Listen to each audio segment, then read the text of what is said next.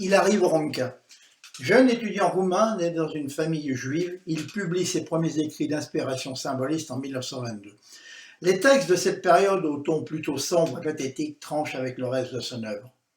L'apparente euphorie qui émane de la création comme de la personnalité de Voronka cache bien mal l'angoisse qui le ronge.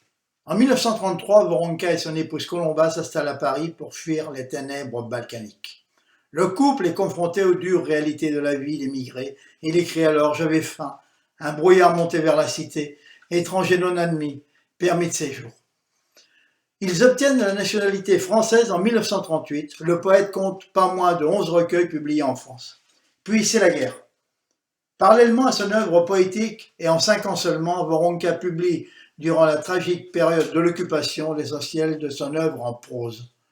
Le vent marche comme un aveugle, il cherche les épis de blé et ne trouve que baïonnettes.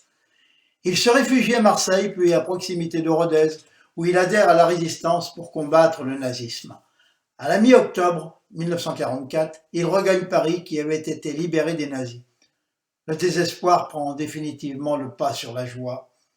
Il arrive au Ranka, se donne la mort au soir du 4 avril 1946.